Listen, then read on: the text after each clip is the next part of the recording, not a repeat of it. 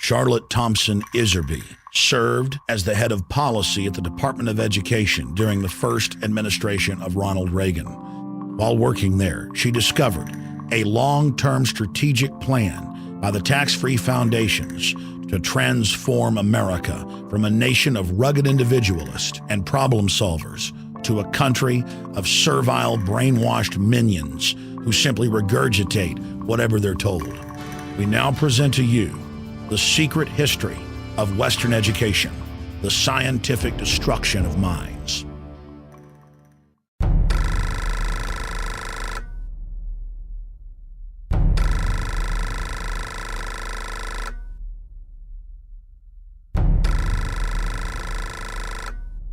The minutes reveal that in 1910, the Carnegie trustees asked themselves this question, quote, "Is there any way known to man more effective than war to so alter the life of an entire people?" For a year, the trustees sought an effective, peaceful method to alter the life of an entire people. But ultimately, they concluded that war was the most effective way to change people. Oh, God. World War I, horrible war. Oh, God. I mean, it made every other war look like nothing. They sent a confidential message to President Wilson insisting that the war not be ended too quickly. After the war, the Carnegie Endowment trustees reasoned that if they could get control, here we go, of education in the United States, they would be able to prevent a return to the way of life as it had been prior to the war. And they recruited the Rockefeller Foundation to assist in such a monumental task. Education should aim at destroying free will so that pupils are thus schooled they will be incapable throughout the rest of their lives of thinking or acting otherwise than as their schoolmasters would have wished. Influences of the home are obstructive, and in order to condition students, verses set to music and repeatedly intoned are very effective. It is for a future scientist to make these maxims precise and discover exactly how much it costs per head to make children believe that snow is black.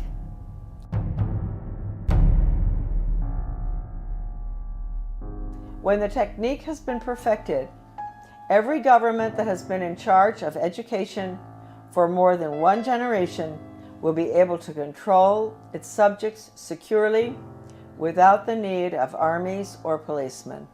End quote. Young people cannot be trusted to form their own opinions. It's our job to tell them.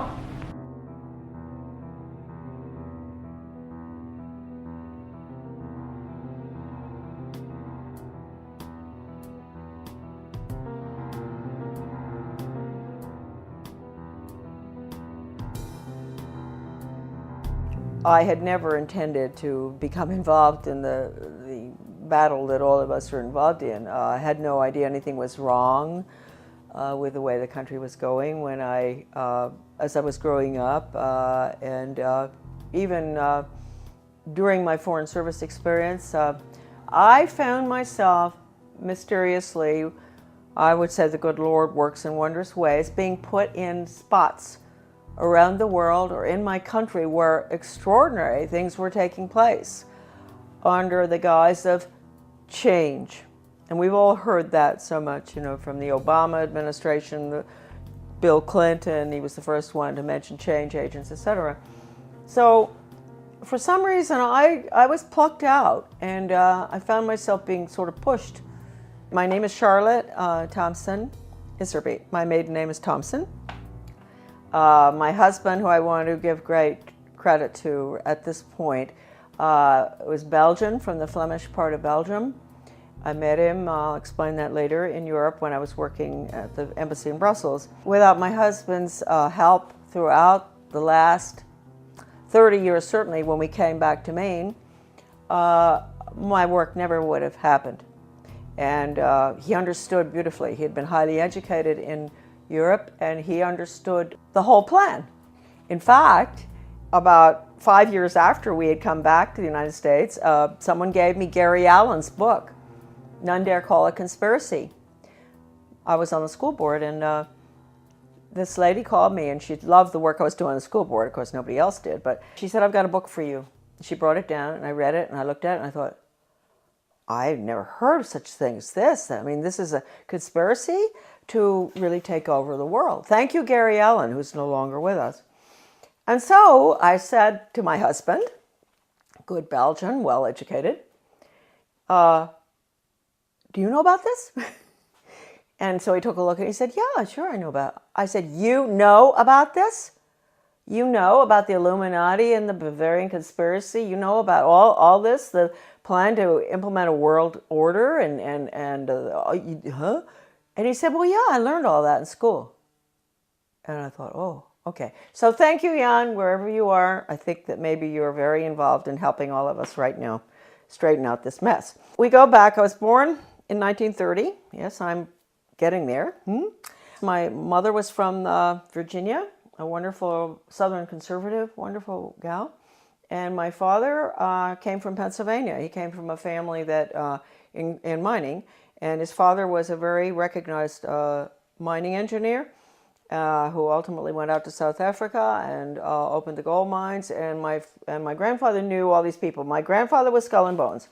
My father was a wonderful person. He was mayor of several towns on Long Island, New York, and in New Jersey, and he was a real constitutionalist. And somehow he was a member of Skull and Bones, but he didn't have anything to do with the power structure there, right? He absolutely nothing, although he did go to their meetings, and he went out to the island for retreats and more that stuff. He went to Bohemian Grove once. And so I grew up in sort of an atmosphere of, it was apolitical in a way, except for local politics, which my father was fabulous on. Anytime anybody did anything like wanted to break down local government or get rid of elected officials like regionalism does, my father would be right there with the Constitution. So anyway, I went to private schools, and I got out of prep school in Wellesley, and I decided I really didn't want to go to college. A lot of people thought it was a mistake. I wanted to go to business school instead. I was tired of somehow I had a bad feeling about things that were being pushed in the prep school. Like I was a member of World Federalists. I was falling for this junk. But somehow I didn't want to continue that. So instead of going on to Smith or Vassar or what, I went to Catherine Gibbs Business School in New York City. Wonderful, wonderful, difficult school. But I learned best grammar, how to write, accounting, shorthand, which came in very, very handy, I can assure you, especially when I was in the Department of Education. I got out, I graduated, and the Korean War was on. So I was very patriotic. My mother had always worked for the Red Cross. She was a volunteer during World War II at the mental hospitals, bringing the guys in from the war. So I heard a lot about the Red Cross, which is, I want to point out right now, changed enormously from that time. And I wish I could say it in a better way. I think it does very good work. But it's connected with all the other, non-governmental, nonprofit groups, and they have all been infiltrated. I signed up for Korea, that's right, but they changed my orders. And at the last minute, I went to Guam. I spent a year there. My next assignment was Chitose, Hokkaido, another air base, fighter base, I think. I finished my tour. I didn't want to come home by air. I wanted to go by ship. So I decided to go. A friend of mine went with me, third class, in the bowels of the Vietnam, which was a freighter. Luckily, I was in third class. So I was down, and we had very good food, because French have good food, whether it's third class or not. Always a big bottle of wine in the middle of the table. And the people at the table were coming out of North Vietnam, coming out of North Korea, and China. They were refugees. And, of course, the Vietnamese ones spoke French, and the Chinese were very well educated. They were well educated Chinese, so they spoke English. I spoke French. So the conversations were unbelievable. They would tell me what had happened, why they were coming out, what was going on under the communists, which we didn't let General MacArthur, move in and take over. Truman brought him home. We could have won that war. We could have kept the whole Far East from collapsing, but that wasn't the plan. That old soldiers never die. They just fade away. This one woman was taking her daughter to Paris, to the conservatory there of music, to study piano. And she told me that her father or grandfather, I'm not sure, was a very famous pianist in China during the Cultural Revolution, and that they cut his hands off. And so I never forgot that. And then the other lady, she was from Vietnam, North Vietnam, and she told me that her grandfather, they killed him because he was opposed to the communist regime, and they cut his head off and they stuck it on a pole, and they marched around town with his head on the pole, which of course was to, warn the rest of the Vietnamese, keep your mouth shut. Don't go up against this regime. Then my father, he's a New York lawyer, absolutely wonderful person, great sense of humor, and I know he's skull and bone, so we have to forgive him for that. But anyway, so he says to me after, I've been gone for 2 years, mind you. This is his young daughter that he cried when I left, right? What are you doing going abroad? So after 2 months home, he said to me, Shar, well, when are you thinking about moving on? And I thought, God, I've only been home 2 months. I've been gone for over 2 years, and they want me out of here. And I thought, well, I guess he's right. I better not hang around home forever. And so I went down to the State Department. I had all the background because of Catherine Gibbs. That's the best thing that ever happened. I had the credentials to get into the State Department to work for ambassadors, which I did, assistant secretaries. I worked in Washington in Soviet affairs, in Middle Eastern affairs when all the Suez Canal stuff and everything was going on. I took dictation from John Foster Dulles. I'll never forget once when he was this was really during the tremendous problems with the Suez Canal and everything, and he had Golda Meir and the ambassador from Israel, to the United States there.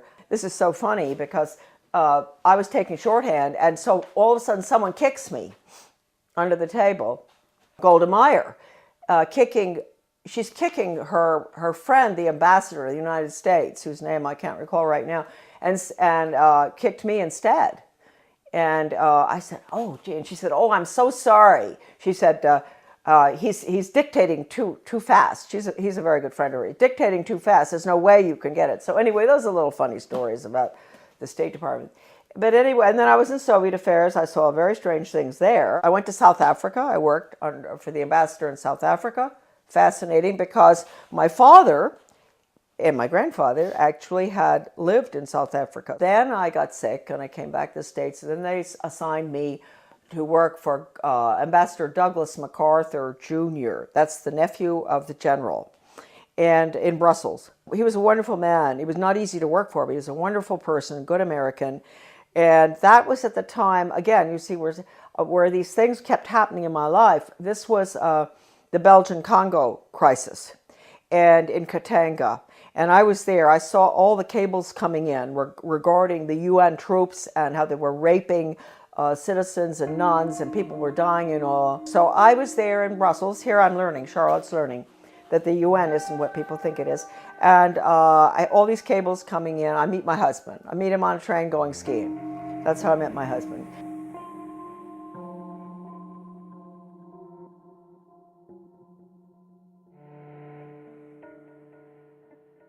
My husband and I are engaged. We subsequently get married in the United States. He comes over. Then we go back to Belgium, and we're there for about 4 years. And then from there, we go again to a hot spot, which I didn't realize. I'm talking about the weird things that happened. The hot spot was Grenada. I could see then from our house overlooking the bay, the lagoon in St. George's, all this activity. Boats coming in with strange flags. Stokely Carmichael came down there to sort of stir up the pot to get the Grenadians, mad at the rich, nasty capitalists who owned these yachts and all. It was really getting bad there. And I knew the political situation well because we had Grenadians working on the boat. I had a lot of Grenadian friends in government as well. Anyway, we left. We were there about 5 years. And then when we left, I remember telling our Grenadian friends, you're going to have trouble here. There's troubles coming. And of course it did in 1984, I guess. That was one good thing Ronald Reagan did, which I was opposed to because it was a UN move, but he saved a lot of my friends from being killed by the Soviet regime in Grenada by moving in there to protect, so-called protect American students. But it was really the oil pipelines, I think, of Rockefeller that we were protecting. We're in Grenada. We go back to the United States. I put the children in public school. So here we go. I had no idea that education would be any different from sort of what I'd had. I had had a good education, a private school education, but I didn't know. And so they go into the public school system in Camden, Maine. And in retrospect, I believe that that was a pilot school, one of them for the whole country, for changing our education system from an academic classical educational system to brainwashing for the international socialist government. Everybody has all the research on this. I have so much. It's all in my book, The Deliberate Dumbing Down of America. I hit Camden and I start asking, I get on a little committee, philosophy committee, and we were all asked by the superintendent, highly skilled change agent out of Harvard, well, I want to know what all of you feel the purpose of education should be. And so I said, well, I think it should be to give the students a sound academic education in basics and also a strong sense of sound morals and values. And boom, they all looked at me and they said, whose values? And I thought, hey, what's going on here? I said, well, what's happened in my country? I mean, don't we still have the same values? I mean, don't we all sort of agree? You don't steal, you don't rob, you don't kill babies, you don't kill people in war, a lot of things that I thought we believed in. You don't lie. Everything was changing, and I saw it, and I saw the curriculum coming in, and I went for the values clarification training myself to find out. I had a call from a master teacher who taught all over the world, and she said, you are absolutely correct. I was on the school board by that time. After 3 tries, I got on. And she said, you're absolutely correct. I want to pay for you to go for some in-service training. And I said, in what? And she said, well, it's called Innovations in Education, and it's how to become a change agent. She paid $100 for me to go. I went.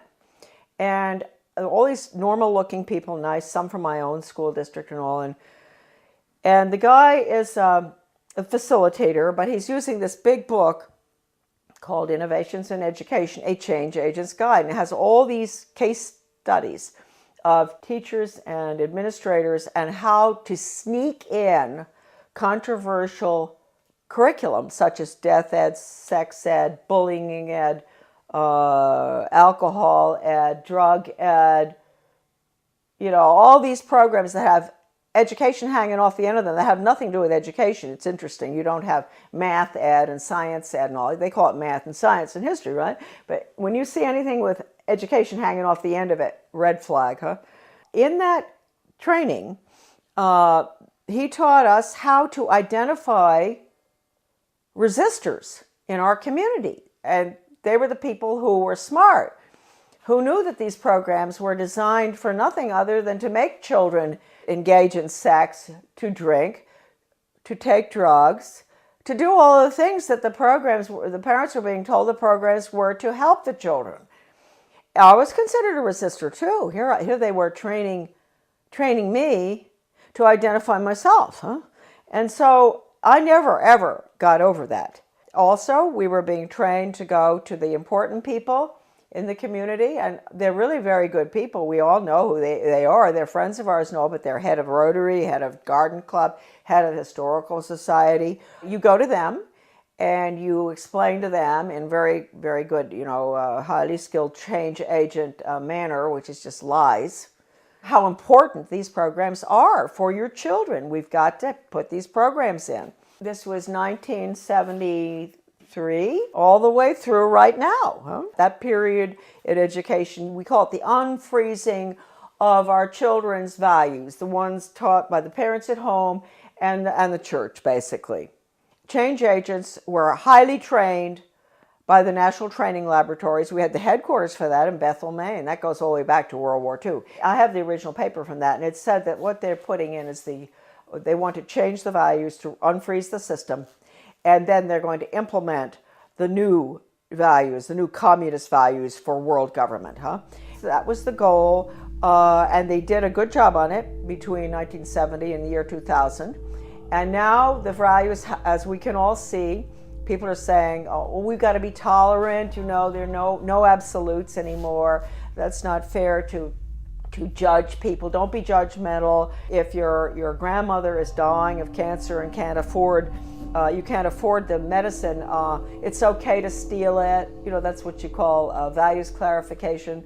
With the education for a planned economy, using workforce training, identifying children at a very early age, what they're going to do the rest of their lives. It's the Soviet planned economic system, starting as early as first grade.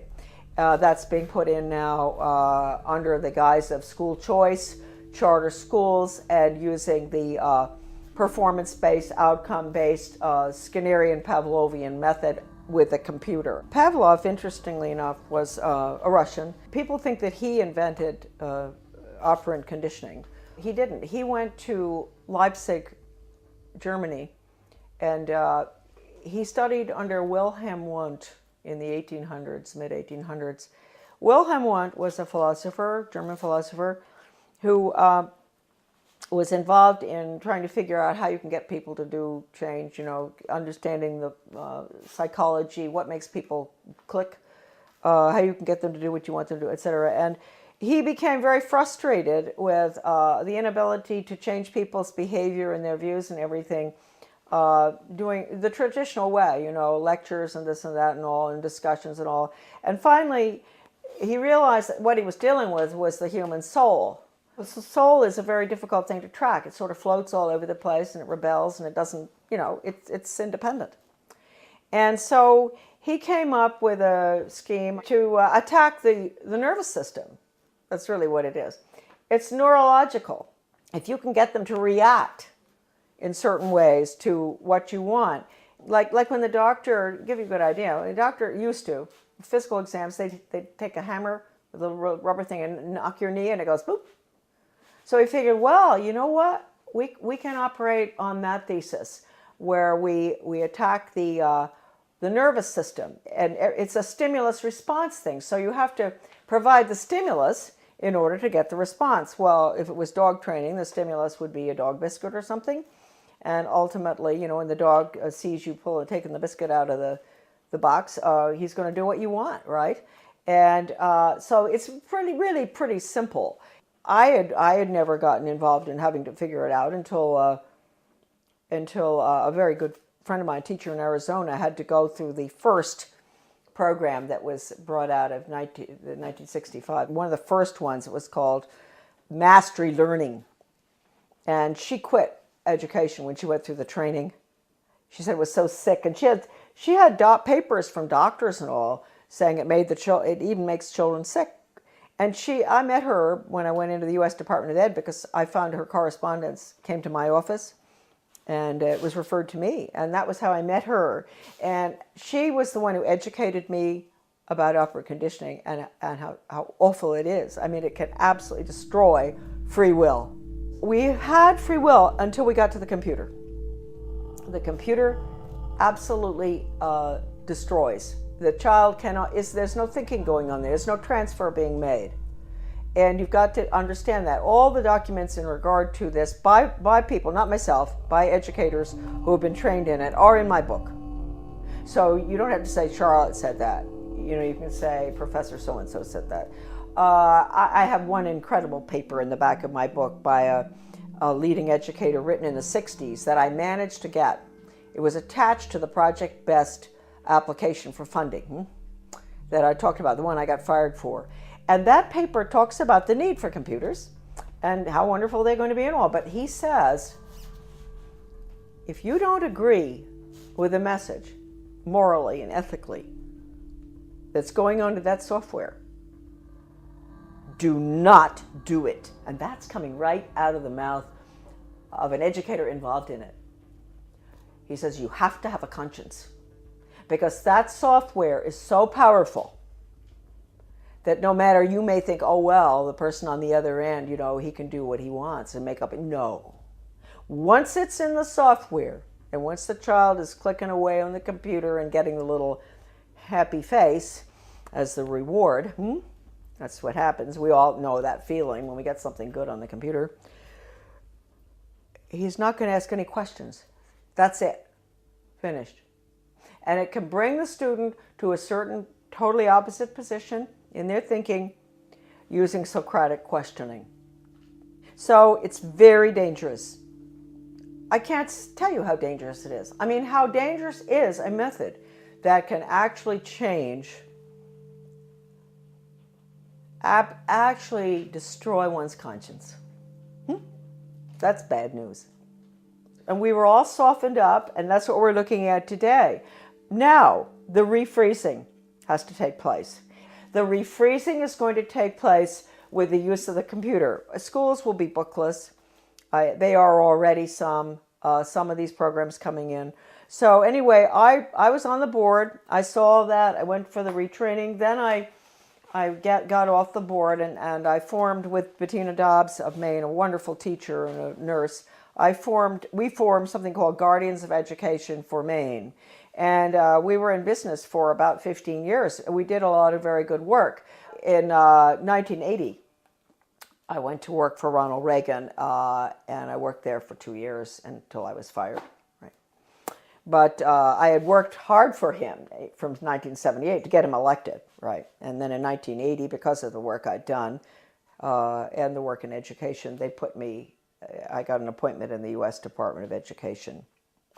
Because the people in Washington, with the conservatives, they were good back then. They're not anymore.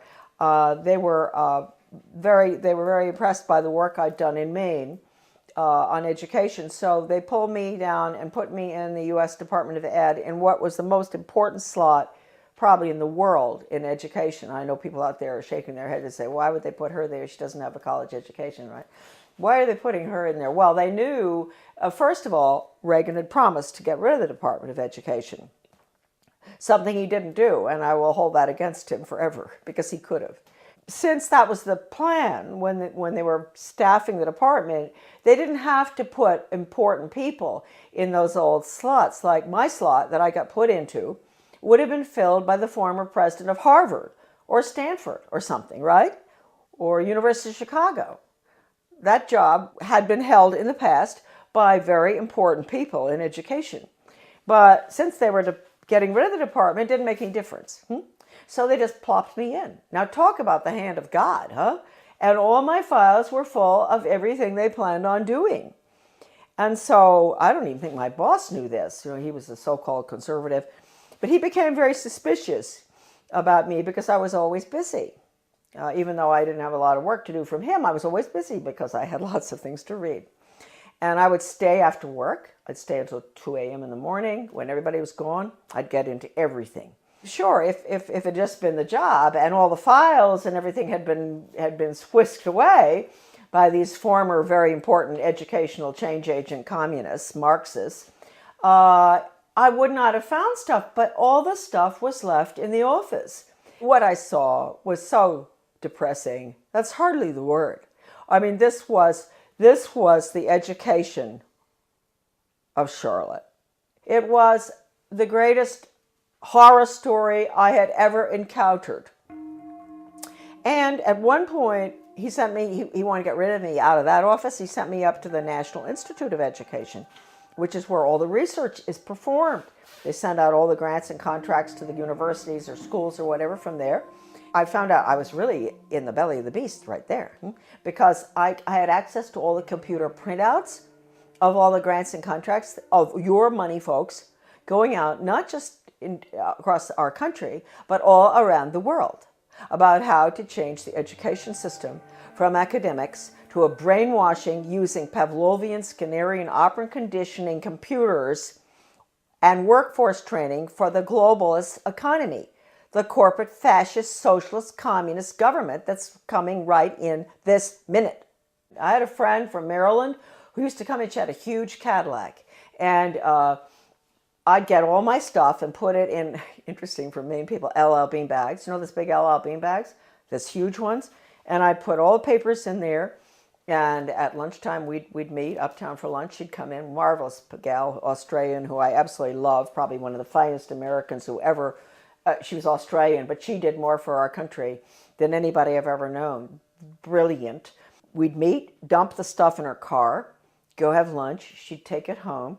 She'd get some of it out to the people across the country. It was really marvelous. Well, once I had these 2 big bags, and 2 of these major change agents at National Institute of Education, they were coming down. I was going to the elevator, and they were walking down, and I thought, oh no, I've got to get out of here. So I had to go in the men's room and hide.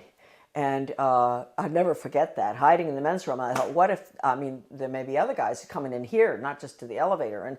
And anyway, nobody came in. They went down on the elevator. I came out and dumped the stuff in her car. It was not a really exciting job. It was mainly to see if the universities, the schools, the different entities across the country that were getting money, or around the world, from the taxpayers, that they were getting their quarterly reports in on time. That's all. It had nothing to do with philosophy. And so one day I ran across a grant to Lansing School District, Lansing, Michigan. This was University of Michigan connection with my office. And it was a values clarification program for first graders, elementary school. And it pre and post tested those little children about what goes on at home, what religion do you... And I looked at this thing and I thought, what on earth are they doing? And so I turned to this bureaucrat who was working with the GAO about financial things, and I said, look, we're doing waste, fraud, and abuse. I know that. But I said, take a look at this. Don't you think that this is pretty wasteful, fraudulent, and abusive in another way? And so he took a look at it and he said, oh my Lord. He said, this is horrible.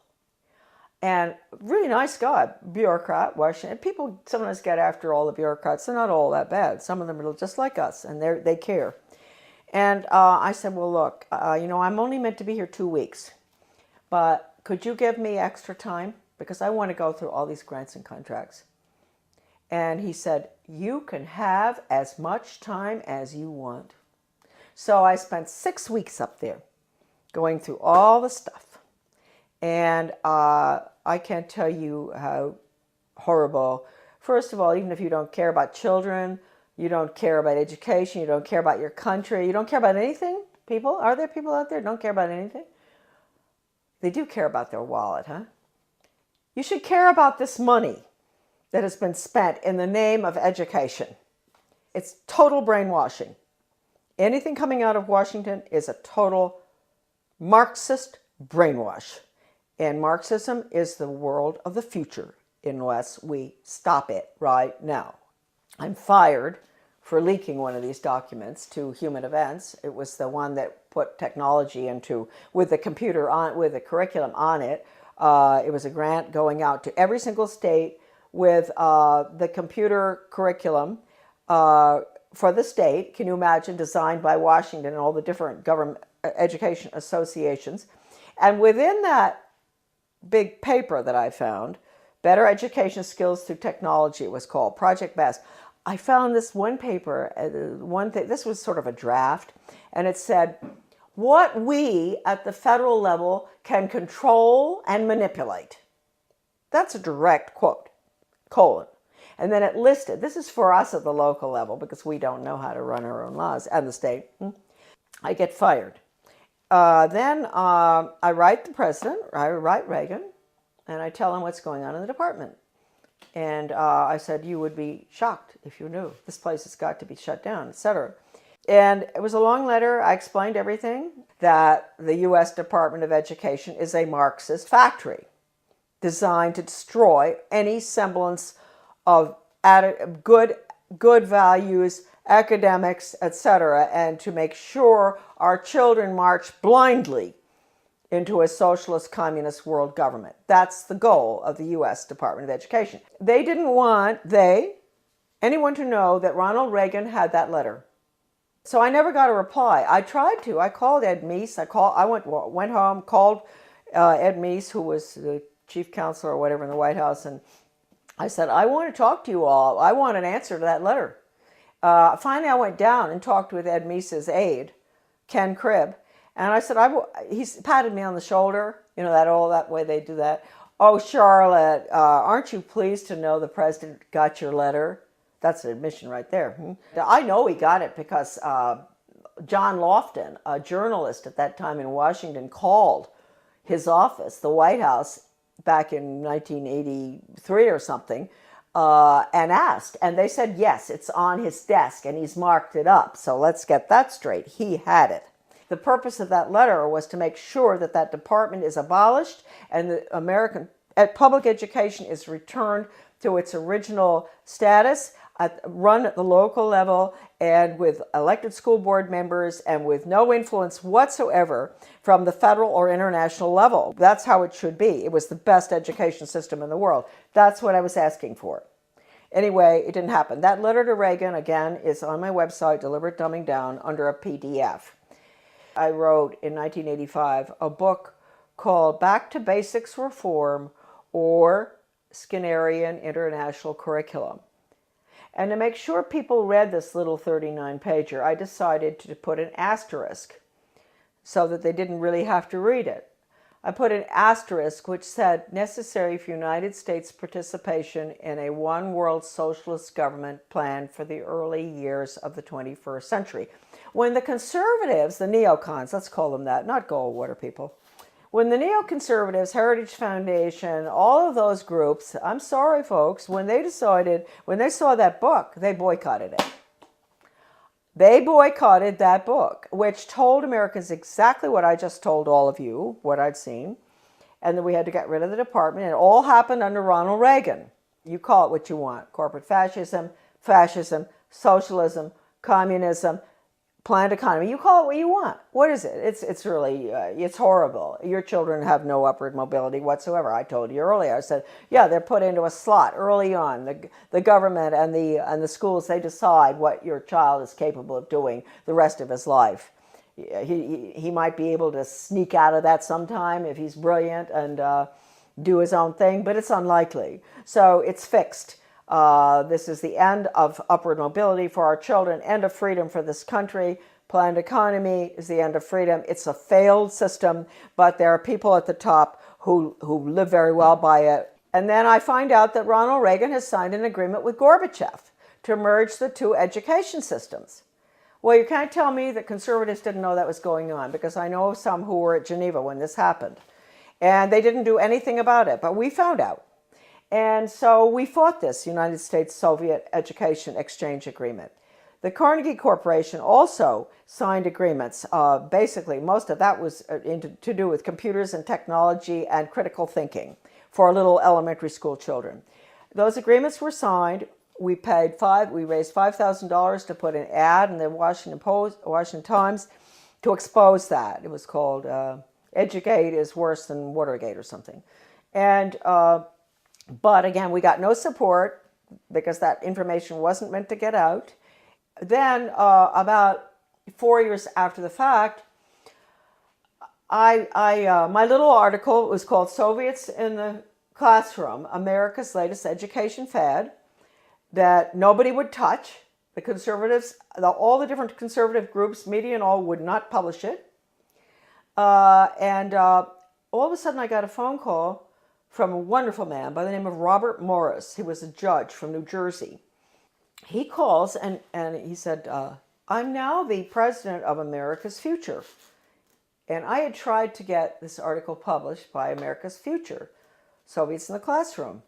And I couldn't get it published. It was interesting because America's Future used to do a lot of articles on bad textbooks and everything in the United States. And I thought surely they would be interested in the United States-Soviet textbook agreement too, and exchanges. And I was sure but no, they would not publish it. So this Bob Morris became president. He found my article in a drawer in the desk that was left there, the manuscript. And he read it and he thought, oh, what is this? Can you imagine? He's a leading conservative himself, very important person. He had not heard about it. He had not heard what Reagan had done. It's happened ever since 1958, when the first agreement was signed by Eisenhower with the Soviet Union at the peak of the Cold War. And then the various agreements have been signed all the way through until recently, one with China. So we have merged, and let me point out, just today, I was informed that there are forces at work in the state of Maine that are surrounding our wonderful people that we elected last November. Traditional Mainers, good, hardworking Mainers who were very upset about what's going on. They worked hard to get our governor in, a wonderful man, Paul LePage. And I want to warn all of you that out in your states, if you elected some really good people, they've been surrounded. And you've got to be very careful. You've got to let them know not to go along with any of the agendas that call for regional government or consolidation. Because regionalism, you know, the merging of services, the police forces in one town, police force merges with another one, the schools consolidate, all the little schools merge into a big one. They tell you that's to save money and all. They're lying to you because it doesn't. We know that. It doesn't save money. But what it really is, regionalism is communism.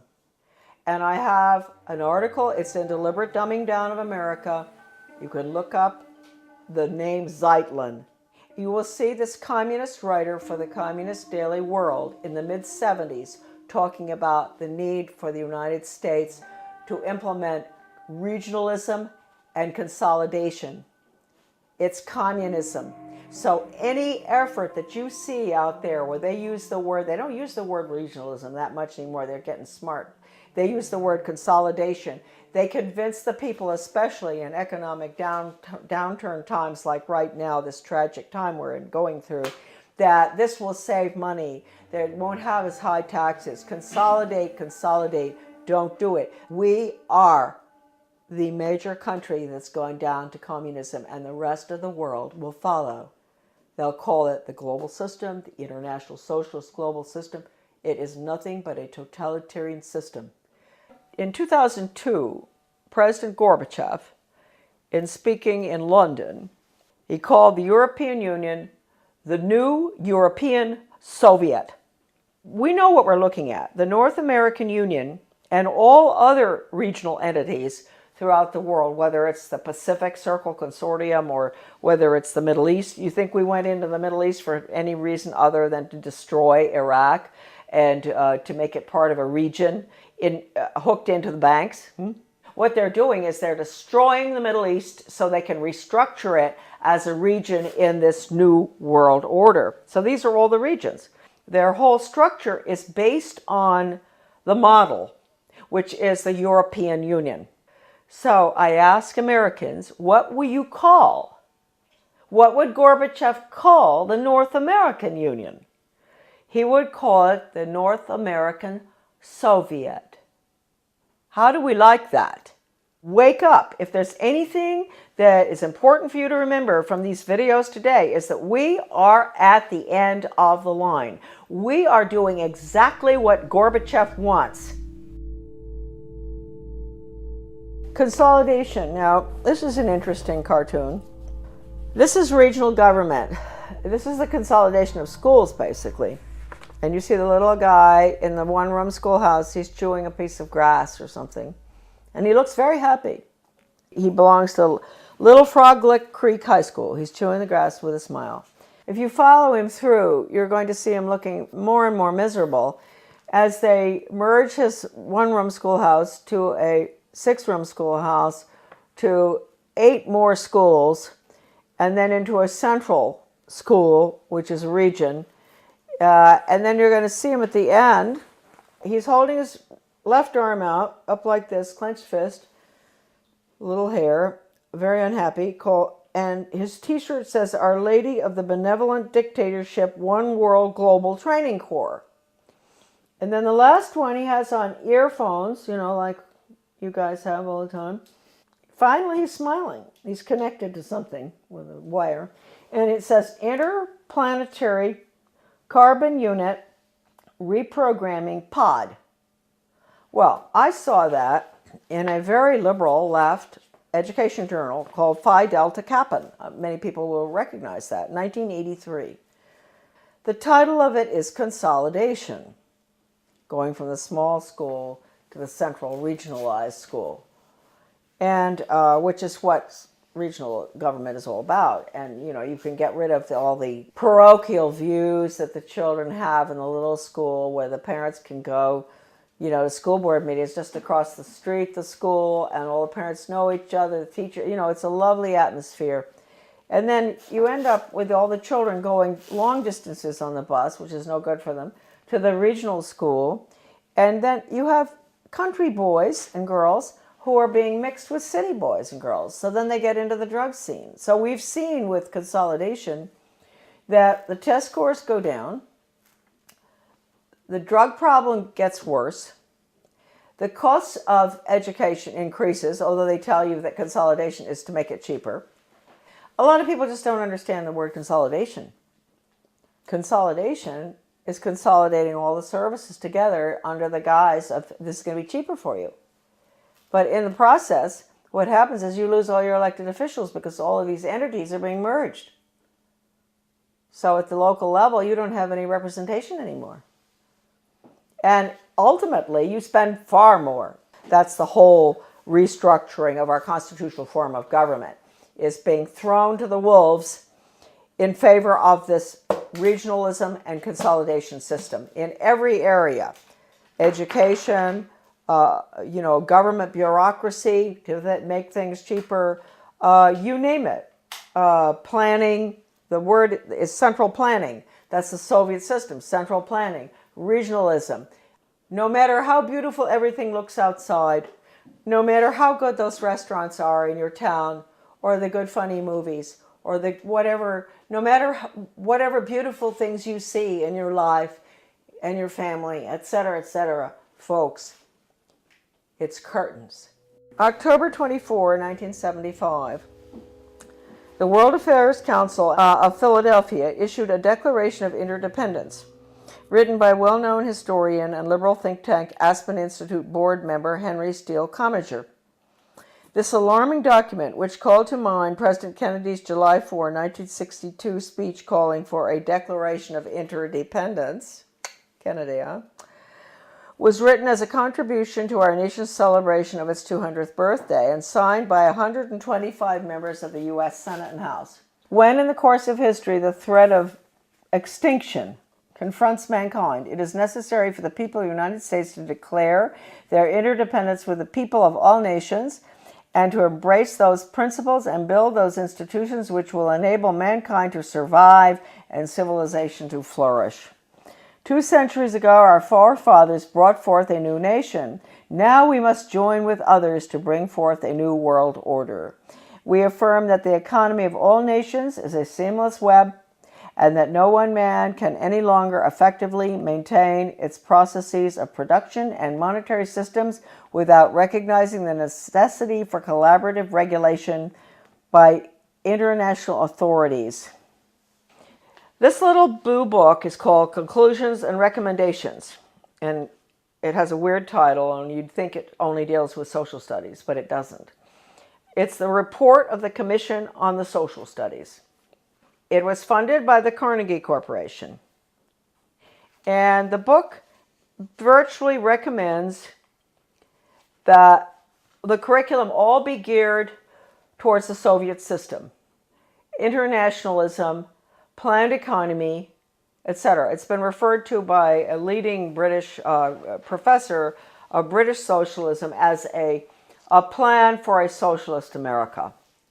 This book is at my son's website, AmericanDeception.com, thank heavens, because this is the only copy that exists in the whole world, right here.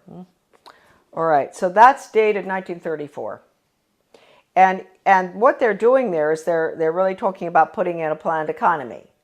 So that's what we're putting in right now with the program that's just gone into our little school in Dresden, Maine. We've put in the Di Lorenzo Reinventing Schools plan, which I said earlier, your children will be graduating at 14 or 21. No grades, no ABCD, No kindergarten through 12th grade, because it's going to all be workforce training, and the curriculum will be based on the Malcolm Baldrige Total Quality Management Award that has only in the past been given to Cadillac and Hilton Hotels and things like that. The Malcolm Baldrige National Quality Award gets results. We're not there yet. We're continuously improving, and it's something that is so deep in our organization that the concepts and principles of Baldrige will be applied forever here. So this same Carnegie Corporation in 1933 instituted the 8-year study, which went on until 1941. That's the Skinner method, performance-based, results-based. That's all what you can do, not what you know in your head. They don't want children to think or know anything, no history. It's what you can do for the good of the global economy. And the Education Commission of the States, a very important unconstitutional regional entity which controls education in every state as well, they had a little newsletter that I used to get. And one day I was reading it and my eyes went down to the bottom of the page and I said something. It said outcomes-based education is, and of course I'd always been fighting outcomes-based education, and it said it was experimented with for 8 years in the 1930s and 40s by the Carnegie Corporation. It was called the 8-year study. So nothing's new, folks. If we think the outcomes-based education that which is the biggest dumbing down education system that ever happened with children graduating at 14, right? If we think that it's new, no. It came from the 8-year study, which again was Carnegie. Okay. Now Carnegie, we might as well mention this at the same time. 1965, the Elementary and Secondary Education Act, Carnegie was all involved in paying for the national assessment, which is all 60% politically correct. That's the test that all schools around the country have had to give for the past, ever since 1965. Now it is 60% politically correct. Your kids' ideas on global warming, sustainable development, a world government, the fact that the Constitution's outmoded, all that. So they paid for the national assessment. They were the ones instrumental in putting up the money for the Education Commission of the states in Denver. In your Senate Education Committee in your state, there's always going to be one person who is on the membership of the Education Commission of the states. So that'd be about 50 state people. So they get their orders from the Education Commission of the states. That's Carnegie, paid for that. In 1985, Carnegie signed an agreement with the Soviet Academy of Science. At the same time, Reagan signed the agreements with Gorbachev to merge the two education systems. Carnegie signed with the Academy of Science to develop computer courseware for elementary schools dealing with critical thinking. That was an agreement signed. That's for our children, right? In first grade, critical thinking on the computer. Reagan, Clinton, the two Bushes and all, implement the school to work agenda. That was the beginning of the planned economy under Reagan. So then Mark Tucker comes in, Carnegie. All the controversy going on in the 90s, Americans were up in arms about the destruction of their school systems. They would go in deliberately and destroy, because in order to restructure, you have to destroy. Foundation for the Advancement of Teaching, David Hornbeck, who's big on compulsory community service, compulsory. He called for that when he was the superintendent of schools in Maryland. He was the commissioner. Way back, he called for mandatory service. That's another thing, folks. You better watch out. We're going to be slaves. Mandatory service. So anyway, this same Hornbeck, who's connected to Carnegie all along, goes into Kentucky, destroys that system, goes up to Rochester, New York. He goes out to state of Washington, Iowa, destroy the schools, restructure them for school to work. That's all Carnegie. And the latest information coming in for Maine with a complete recommendation, that is, who knows, maybe our governor, we can get to him fast enough, to help him understand that we can't have charter schools. Charter schools are the vehicle to implement the planned economy. We can't have them. They're unelected school boards anyway. We don't even have a school board with a charter school. They get federal money. Why no school board? They get federal money, so we have to give the federal test. No charter schools, forget it. So all of this is coming together, coalescing at the same time. The 3,000-page hearings of the congressional investigation of the Reese Committee on investigation of the subversive activities of the tax-exempt foundations. I bought the only available copy in the country, 3,000 pages, from a really good friend of mine, a wonderful American. He had been offered any amount of money for that 20 years ago by one of the minions of the tax-exempt foundations. They did not want that copy to be floating around. The research director for those hearings, his name was Norman Dodd. I knew him. And the conversation that I'm going to discuss right now that he had with the president of the Ford Foundation, Rowan Gaither, was off the record in New York City at Ford Foundation headquarters. And Norman Dodd told me over dinner in Washington, D.C., in a restaurant in Georgetown, Rowan Gaither said to him, Mr. Dodd, basically, we at the foundations, we don't determine the agenda. The agenda has come from directions from the White House. That was Eisenhower at the time, right at the peak of the Cold War. And that agenda, our instructions are to use our tax-exempt status, your money, folks, change America so it can be comfortably merged with the Soviet Union. Now, a lot of you may say, well, that never happened. Well, it's happening right now, folks. It's happening right now as we speak. Foundation-funded non-bloody revolution. Committee Chairman Carol Reese warned fellow congressmen of a diabolical conspiracy that a certain few foundations were financing the socialist and communist overthrow of the United States. After World War I, they tried to get the League of Nations in. And there was tremendous opposition to that. And then you had opposition between then and between World War II. You had Lindbergh and a lot of Americans going before the Congress to keep us from going into the UN. You had all sorts of opposition. But they got their way. The Reese Committee learned that the Rockefeller Foundation and Carnegie Endowment for International Peace were, with tax-exempt dollars, funding leftist propaganda operations aimed at changing America through the brain, not the battlefield. Patriotism, national sovereignty, individual responsibility, and Christian beliefs were belittled, while the concepts of a one-world government, socialism, collectivism, and humanism were deemed essential for peace in the modern age.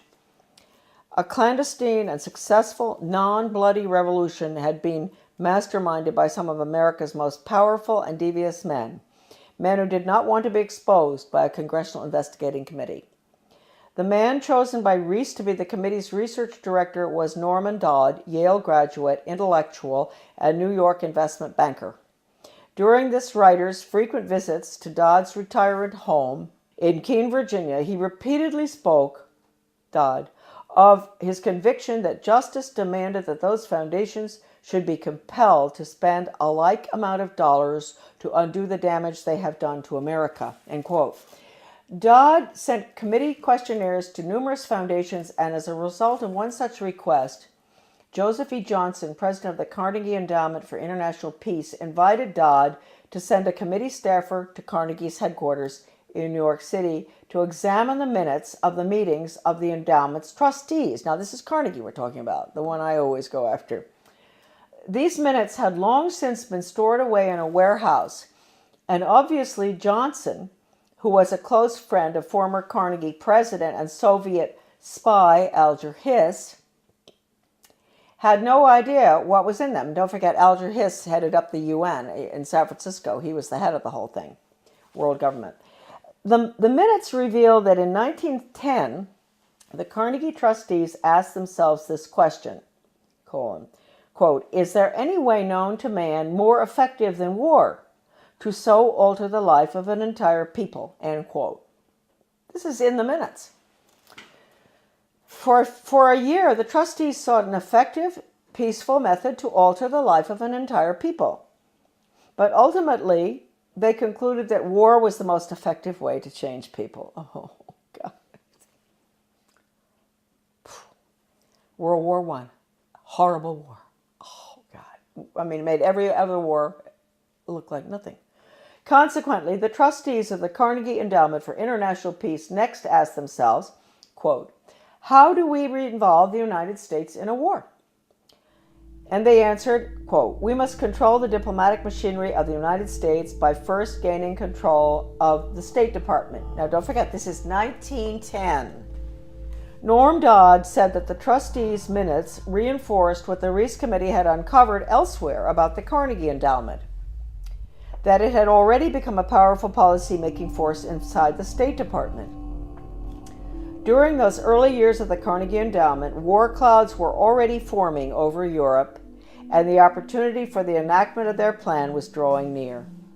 History proved that World War I did indeed have an enormous impact on the American people. For the first time in our history, large numbers of wives and mothers had to leave the home to work in war factories, thus effectively eroding women's historic role as the heart of the family.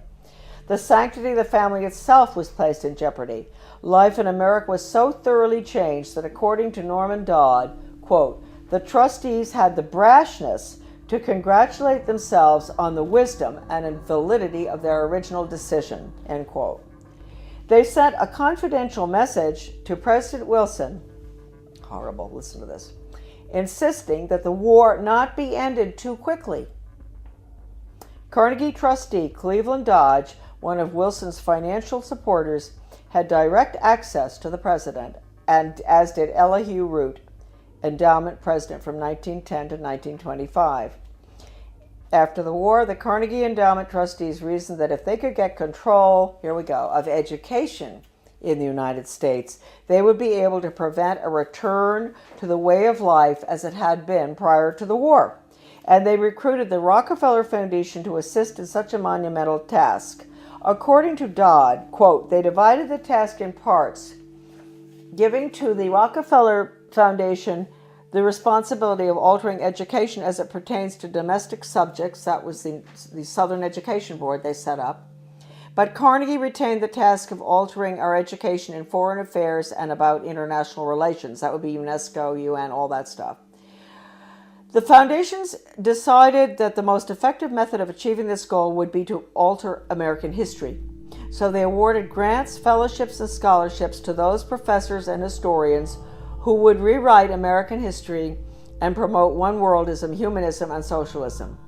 By the early 30s, the well-laid plans of the foundation trustees had reached fruition, and a Reese Committee staff report concluded, 1, that there had indeed been a non-bloody revolution in America between 1933 and 1936, 2, that a certain few foundations had funded efforts to change the beliefs of the American people through education and propaganda, and 3, that these revolutionary changes had been accepted without resistance. To demonstrate how thoroughly American opinion had been changed according to the plan of the foundations, we cite the following historical example.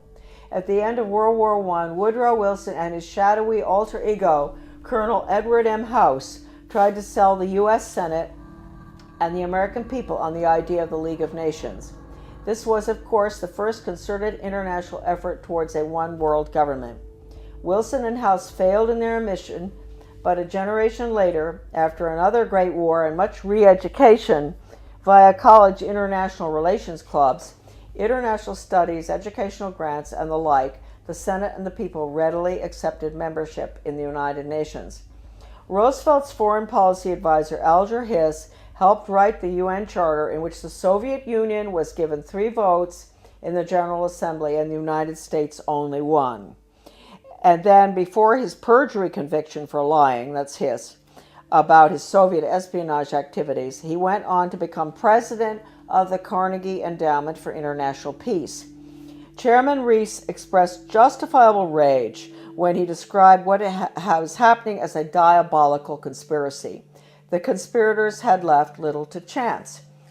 Those congressional investigations of the early 50s into tax-exempt foundations were mandated by the House of Representatives in a resolution stating, quote, the committee is authorized and directed to conduct a full and complete investigation to determine which of such foundations and organizations are using their resources for un-American and subversive activities, for political purposes, propaganda, or attempts to influence legislation. Now, folks, I want to tell you, the 3,000 pages of testimony Reese Committee hearings is at my son's website, AmericanDeception.com. The person I bought the hearings from, the transcript, was offered 20 years ago any amount of money for that 3,000 pages. The foundations wanted it back. It was the only copy left available. And he would not sell it to them. So my friend sold it to me. My friend knew Norman Dodd very well. He sold it to me for $3,000, which is really cheap. All right, a dollar a page. He'd been offered any amount. They said, we'll pay you anything. You name it, anything. We want that copy.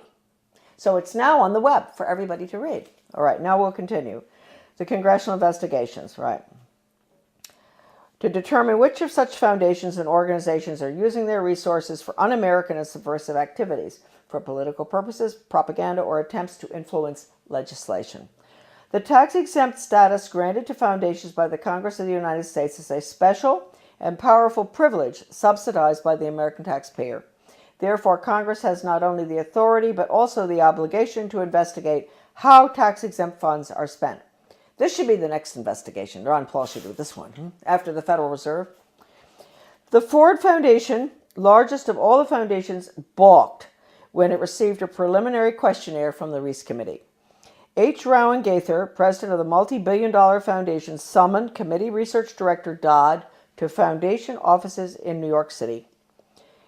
At the meeting, Gaither asked, Mr. Dodd, we invited you to come here because we thought that perhaps off the record. You see, that's why it's not in the transcript of the hearings, what I'm reading you now. This was off the record in the office in New York City.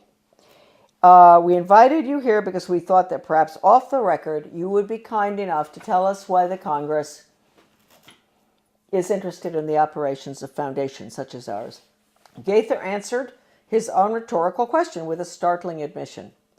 Mr. Dodd, all of us here at the policy-making level of the foundation have at one time or another served in the OSS, the Office of Strategic Services, the forerunner of the CIA, or the European Economic Administration, operating under directives from the White House. We operate under those same directives. The substance of the directives under which we operate is that we shall use our grant-making power to so alter life in the United States that we can be comfortably merged with the Soviet Union, end quote. Stunned, Dodd finally replied, quote, why don't you tell the American people what you just told me? And you could save the taxpayers thousands of dollars set aside for this investigation. Gaither responded, Mr. Dodd, we wouldn't think of doing that. In public, of course, Gaither never admitted what he had revealed in private. However, on numerous public occasions, Norman Dodd repeated what Gaither had said and was neither sued by Gaither nor challenged by the Ford Foundation. The latest article that I've written with Debbie Niwa, a wonderful researcher, a magnificent person and brilliant, did all the graphics and formatting and a lot of her own research as well on change agents and how they brought Americans to have a totally different mindset using all of the sensitivity training. Debbie had some fantastic research of hers is in that article. As well as at the end of writing it, we came across extraordinary quotes from C.S. Lewis, who points out that if you substitute workforce training for education, that's the end of civilization. It's the end of the human being as an entity opposed to being an animal. It's the end of the human soul. It's the end of the conscience. And we have all of the evidence from educators and change agents, articles saying that the computer is fantastic for changing values. An educator with the World Institute for Computer-Assisted Instruction, his name is Dustin Houston, where he talks about, won't it be wonderful when the child in the smallest school, most remote area in the country can have the curriculum developed by the world's finest psychologists, and nobody can get between that child and the curriculum. Parents, wake up. That means you, parents, you can't get between the child and that curriculum. You can't control anything anymore. You've lost it. This is going in right now. And they say this works too. What works? I always wondered when I saw this stuff titled What Works in the U.S. Department of Ed, and I didn't pay too much attention. And one day I picked it up, something, and what works? Yeah, dog training works. If you reinforce, if you give rewards and all. And mind you, folks, the rewards are being passed out galore all over our country now, not just in education. In my former town of Bath, the police, the community-oriented policing system, the police are giving rewards to citizens who do good deeds. They give them a little medal. They see them help an older lady across the street who has groceries. The police determine what the good deed is. She gets a medal. That's a reward. That's conditioning. That's operant conditioning. You're going to end up with a society that never does anything for the sake of it being right. And they're never going to take a stand against anything unless it's approved by the government. So that's going to be the result of operant conditioning. It's throughout our community right now. The Secretary of Education, Arne Duncan, when he was in Chicago, with the Chicago schools, he even recommended paying students for good grades. Now, that's why teachers are up in arms about merit pay, performance-based pay. That's the same thing. They're going to pay the teachers for students getting good test scores. Now, wait a minute. First of all, you might think that sounds good. No, you got to ask yourself, what's the test? It's hard to believe that anybody would deliberately do this to children, but they are. They're evil people, and their agenda has been evil ever since this book was written. This is it. Proofs of a Conspiracy by John Robison, great Scottish scholar back in 1798. He was a Scottish Freemason, and he went to France and studied, French Orient Masonry, and was so shocked by what he saw, it was so much worse than the Scottish Rite, that he went back and wrote that book, which he actually did give a copy to George Washington. That book is like a global education textbook being used in the American schools right now. It talks about 1798. This is after the French Revolution. Get rid of royalty, get rid of religion, get rid of the family. That's basically what's in the book. They talk about dropping borders. Sounds just like a global ed curriculum. Turning the children against their parents. It's pure communism. That's why I say that now, basically the only thing that we can do, certainly with education, which is being turned into nothing but corporate school-to-work agenda using the Soviet-Cuban Polytech system, where they pull the children out, send them over to the cigar factory, at noon to learn how to make cigars. The same thing here. That's being put in. It's been in the works for 30 years. The nail is going in the coffin right now. It's coming out of Europe. It's the program that's going through Maine right now. It's called Reinventing Education. De Lorenzo. This is all in my article, The Death of Free Will. All of this documentation about the final nail in the coffin, which will be school to work across the board for global corporate profits. Our children are nothing but human resources and guinea pigs to be trained like animals. Animal training using Pavlov, Skinner, all of which was brought into the United States by, we'll get onto, the order at Skull and Bones.